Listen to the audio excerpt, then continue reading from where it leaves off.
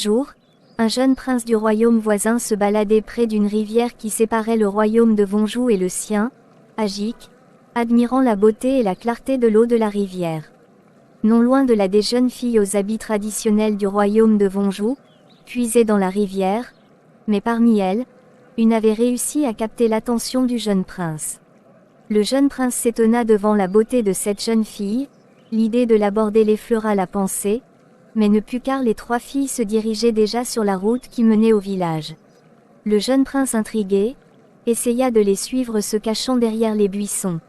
Mais les 3 jeunes filles le s'aimèrent, et ne voulant pas être accusées de vouloir envahir Vonjou puisque leur relation avec Ajik n'était pas bonne, il fut obligé de rentrer chez lui. Arrivé au palais d'Ajik, il alla immédiatement voir son jeune frère avec qui il partageait tout. Quand je l'ai vue, elle était comme une déesse qui serait venue en balade sur la rivière. Racontait-il à son frère. Son jeune frère lui demanda de faire attention car, ce qu'il avait vu pouvait être un esprit de la rivière. Alors le jeune prince lui demanda qu'il l'accompagne demain, dans l'espoir de revoir cette fille dont la beauté l'avait laissé sans mots. À Vonjou, dans un petit village dont les maisons étaient en paille, vivaient les 3 jeunes filles de la rivière. L'une se prénommait Joa, la deuxième Jamila et la troisième Jade. Les gens de ce village vivaient en harmonie, et avaient comme talent, le chant et la danse, alors il était normal de les entendre de loin en train de chanter tout en frappant sur les tam-tams, tout cela accompagné par des pas de danse festive et des sons de clochettes. Mais Jade ne prenait jamais part à ces parties de plaisir, elle observait seulement ce qui se passait de loin, l'air triste comme si elle aimerait se joindre aux autres. Bientôt la nuit tomba sur le village du royaume de Vonjou. Jade avait préparé le dîner et appelé sa famille à table, c'était son grand-père et sa grand-mère. La mine triste n'avait disparu du visage de Jade, ce qui ne permit pas à la grand-mère de rester silencieuse. Elle lui demanda ce qui n'allait pas. « Pourquoi vous ne voulez pas que je danse ?» demanda Jade encore plus triste. La grand-mère face à cette question ne répondit pas, elle lui avait déjà répondu des milliers de fois qu'elle voulait pas qu'elle danse et que c'était tout.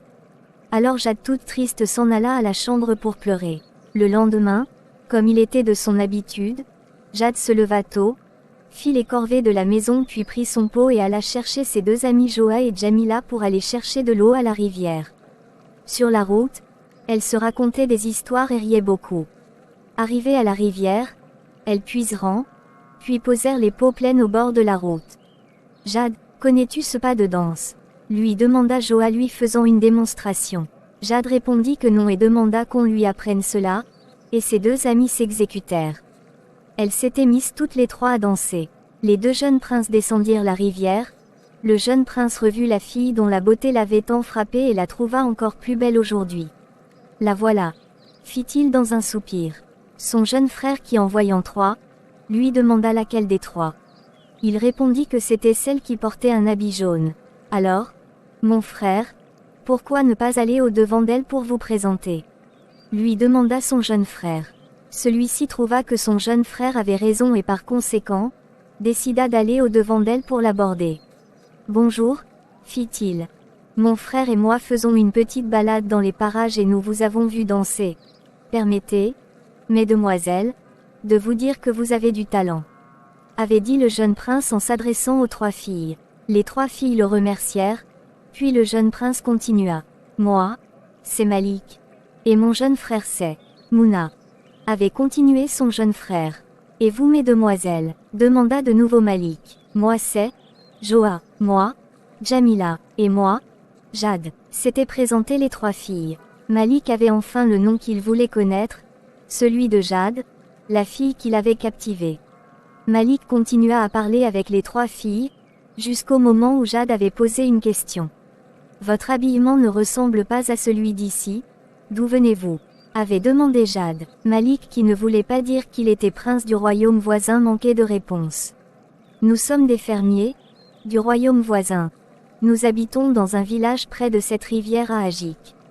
Répondit Mouna. Il commença alors à leur parler des fermes dont il s'occupait, mais comme les heures étaient trop avancées, les 3 jeunes filles devaient maintenant rentrer, les 2 jeunes princes décidèrent de faire une partie de la route avec elles, comme ça, ils pourront les aider à transporter les pots remplis d'eau. Malik transportait ceux de Jade et Joa tandis que Mouna transportait celui de Jamila. Arrivés à mi-chemin, les deux jeunes princes tournaient leurs talons. Mais firent la promesse aux trois jeunes filles d'être là, à la rivière, demain. Les trois jeunes filles rentrèrent au village. Quand Jade arriva à la petite cabane de paille où elle habitait, elle trouva qu'il y avait un invité. C'était Zahi, une dame qui approchait la quarantaine, et dont la mère de Jade fut la meilleure amie. Jade la prit dans ses bras car elle la considérait comme sa tante. Avec un sourire, Zahi lui offrit une chaîne de pied faite de perles, ornée de coris et une petite clochette qui produisait du son à chaque mouvement et lui dit « Tu as 16 ans maintenant. Et dans notre coutume, c'est l'âge de la maturité. Et étant une tribu de danseurs et chanteurs, nous sommes nés pour être agréables aux yeux et aux oreilles des nobles. Viens avec moi à la cour. C'est là où il y a ta place. » Avait dit Zahi. Jade rêvait de danser un jour à la cour, mais elle savait que ses grands-parents ne seraient pas d'accord avec elle. Alors elle regardait Zahi avec un air triste. « Grand-mère et grand-père ne veulent pas que je danse, » dit-elle. Alors Zahi lui promit qu'elle allait parler avec eux. Dans la soirée, Zahi tenta d'amener le sujet mais les grands-parents de Jade repoussèrent l'idée avant même qu'elle n'ait fini de parler. La mère de Jade avait été danseuse à la cour, et ça s'était mal fini.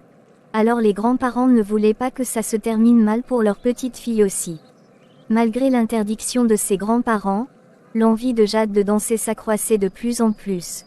Ce matin-là, après avoir dit au revoir à Zahi qui retournait à la cour, devant faire 2 mois avant d'arriver, Joa et Jamila étaient arrivés chez elle pour aller à la rivière ensemble. Comme il était de leur habitude, elles partirent en chantant et on se raconta des histoires. Quand elles arrivèrent, elles trouvèrent Malik et Mouna qui étaient déjà arrivés. Les garçons semblaient gentils, ils prirent place sur l'herbe faisant des blagues avec les filles, alors que les trois s'exerçaient à danser. Malik n'avait d'yeux que pour Jade, il la complimentait sans arrêt. Ce fut comme ça pendant des semaines. À un moment Malik décida alors de lui confier qu'il était tombé amoureux d'elle. Jade tout timide ne le refusa pas, elle le trouvait elle aussi beau. Malik fut émerveillé par cette nouvelle, il voulait tout de suite l'épouser. Il rentra au palais, raconta la bonne nouvelle à son frère qui le félicita. Celui-ci lui demanda de raconter cela au roi leur père, pour qu'il le marie avec elle dans l'immédiat. Malik lui répondit avec un sourire, qu'il n'avait pas à se presser, et qu'il allait attendre quelque temps puisque son royaume était ennemi à celui de Jade. Au village où habitaient les 3 jeunes filles de la rivière, les jeunes filles du village se préparaient pour aller donner spectacle à la cour. Alors partout dans les maisons de paille, c'était des répétitions des pas de danse et de chant. Comme la saison de récolte de riz était bien entamée, les hommes vigoureux, les femmes et les jeunes filles s'affairaient dans les champs de riz. Les uns récoltaient, alors que d'autres commençaient déjà à cultiver. Joa, Jamila et Jade se trouvaient dans les champs en train de récolter quand Jamila commença à parler. « Jade, iras-tu à la cour avec nous ?» demanda Jamila. Jade lui adressa un regard sans mot dire, la réponse était déjà lisible sur son visage. Pourtant, le titre qui se discute est vraiment très avantageux. En plus, ma mère m'a raconté que ta mère l'avait remporté à plusieurs reprises de son vivant. Continua Joa. Peut-être, répondit Jade. Alors pourquoi tu n'y participes pas?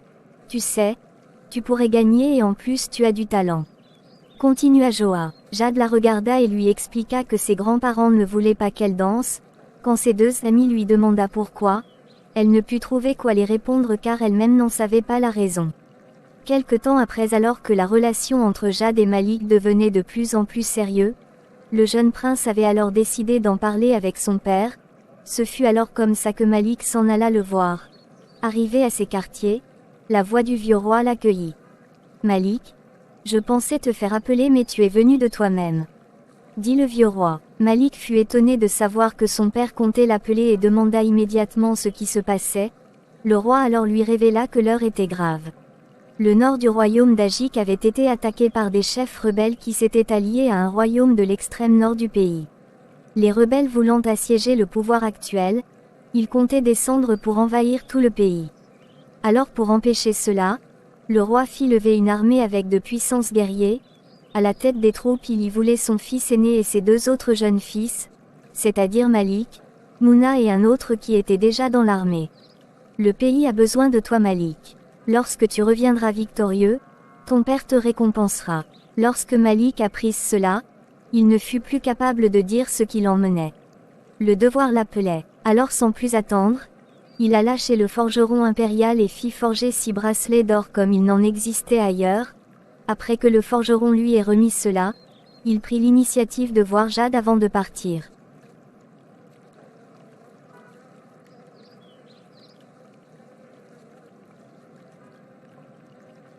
Les autres jeunes partent pour la capitale la semaine prochaine, dit Jade. La grande-mère de Jade lui répondit qu'elle se souvenait de ça mais que eux, ils n'allaient pas partir car ils étaient vieux.